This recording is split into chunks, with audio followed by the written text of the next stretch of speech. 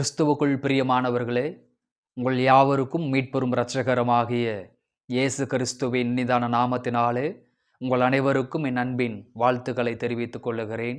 மீண்டும் ஒரு விசை சமயத்திற்கேற்ற வார்த்தை என்கிற நிகழ்ச்சியின் மூலமாக கர்த்தருடைய வார்த்தைகளை பகிர்ந்து கொள்வதில் மிகுந்த சந்தோஷப்படுகிறேன்.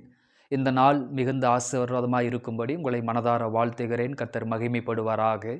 இந்த நாளிலும் கூட உங்களுக்காக ஒரு வேத வசனத்தை வாசித்து உங்களுக்காக ஜெபிக்க விரும்புகிறேன்.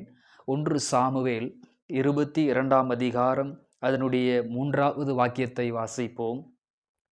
தாவீது அவ்விடத்தை விட்டு மோவாபியரை சேர்ந்த மிஸ்பேக்கு போய் மோவாபின் ராஜாவை பார்த்து, தேவன் என்னை எப்படி நடத்துவார் என்று நான் அறியும் மட்டும் என் தகப்பனும் என் தாயும் உங்களிடத்திலே தங்கியிருக்கும்படி தயவு செய்யும் என்று சொல்லி அவர்களை மோவாபின் ராஜாவினிடத்தில் அழைத்து கொண்டு போய்விட்டான்.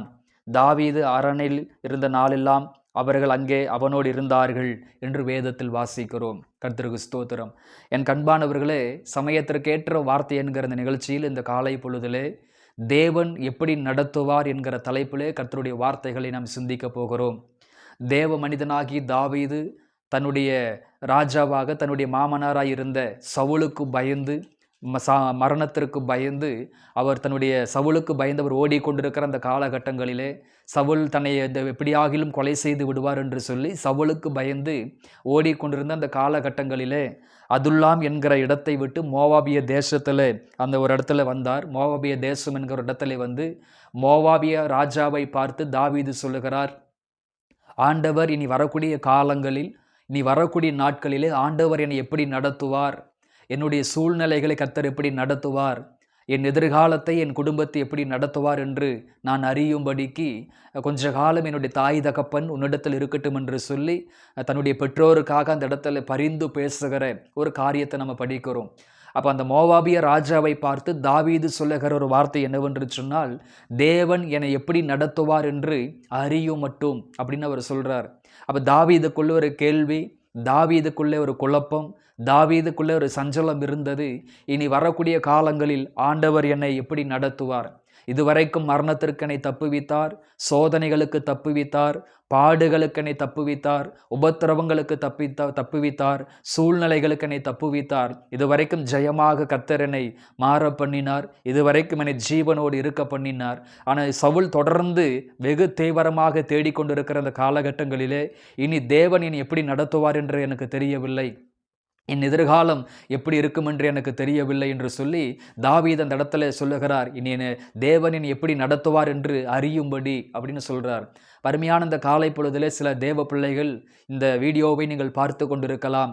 என்னுடைய எதிர்காலம் இனி எப்படி இருக்குமோ, என் குடும்பம் எப்படி இருக்குமோ, என் பிள்ளைகள் எப்படி இருப்பார்களோ, என் ஜீவிதம் எப்படி இருக்குமோ, என் வேலைகளும் வருமானங்களும் எப்படி இருக்குமோ என்று சொல்லி தாவீதை போல இனி வரும் காலங்களில் என்னையும் என் குடும்பத்தையும் என் பிள்ளைகளையும் என் வேலை என் வருமான தொழில்களையும் ஆண்டவர் எப்படி நடத்துவார் என்கிற அங்கலாய்ப்போடு இந்த வார்த்தைகளை கேட்டுக்கொண்டிருக்கலாம். அப்போ நம்முடைய தேவன் எப்படி நம்மை நடத்துகிறார், ரட்சிக்கப்பட்ட தேவனுடைய பிள்ளைகளை, அபிஷேகம் பண்ணப்பட்ட தேவனுடைய பிள்ளைகளை, ஆவியோடும் உண்மையோடும் ஆராதிக்கிற பிள்ளைகளை ஆண்டவர் எப்படி நடத்துகிறார் என்று பார்க்கும் பொழுது சங்கீதங்களின் புஸ்தகத்தில் 23வது சங்கீதம் 3வது வசனம் சொல்லுகிறது, அவர் நீதியின் பாதையிலே நடத்துவார் அப்படின்னு பைபிள் சொல்லுகிறது. அப்போ தாவீதுடைய கேள்வி என்ன, தாவீதுடைய சந்தேகம் என்ன, தேவன் என்னை எப்படி நடத்துவார் என்று அறியும்படி. அப்போ தாவீதுக்குள்ளே ஒரு கேள்வி, ஒரு ஏக்கம், ஒரு விருப்பம், இனி வரும் காலங்களிலே ஆண்டவர் என்னை எப்படி நடத்துவார் என்று ஒரு கேள்வி எழுப்புகிறார். அப்போ அவருடைய கேள்விக்கு என்ன பதில் அப்படின்னு சொன்னால், சங்கீதங்களின் புஸ்தகம் 23:3 சொல்லுகிறது, அவர் நீதியின் பாதைகளிலே நடத்துவார் அப்படின்னு வேதம் சொல்லுகிறது. அப்போ தேவன் எப்படி நடத்துவார் என்கிற கேள்விக்கு முதலாவது அவர் நீதியின் பாதையிலே நடத்துகிற தேவனாய் இருக்கிறார். ஒருவேளை மனிதர்கள் உங்களுக்கு துரோகம் பண்ணியிருக்கலாம், அநேகர் உங்களுக்கு விரோதமாய் பேசலாம், செயல்படலாம், உங்களுக்கு விரோதமாக காரியங்களை நடப்பிக்கலாம், யார் என்ன செய்தாலும் சரி. ஒருவேளை இங்கே நினைக்கலாம், ஆண்டவர் என்னை மறந்துட்டார், ஆண்டவர் என்னை கைவிட்டுட்டார், எல்லாரும் எனக்கு தீங்கு செய்கிறார்கள், எல்லோரும் எனக்கு துரோகம் பண்ணுகிறார்கள், ஆனால் ஆண்டவர் என்னை எப்படி நடத்துவார் என்று சொல்லி இந்த வார்த்தைகளை கேட்டுக்கொண்டிருக்கலாம். என் கண்பானவர்களே, மனிதர்கள் உங்களை கைவிட்டாலும், சமுதாயம் உங்களை கைவிட்டாலும், சொந்த பந்தங்கள் உங்களை கைவிட்டாலும், உங்களை அழைத்தவரும் அபிஷேகித்தவரும் உங்களை முன்குறித்தவருமாகி கர்த்தர் சொல்லுகிறார், நான் உங்களை நீதியின் பாதையிலே நடத்துவேன் என்று ஆண்டவர் வாக்கு பண்ணுகிறார். ஏசாயா 48:17 சொல்லுகிறது, உன்னை நடத்துகிற தேவனாகி கர்த்தர் நானே என்று வேதம் சொல்லுகிறது. அப்ப தேவன் என்னை எப்படி நடத்துவார் என்கிற கேள்விக்கு முதலாவது விடை, அவர் நீதியின் பாதையிலே நடத்துகிற தேவனாயிருக்கிறார்.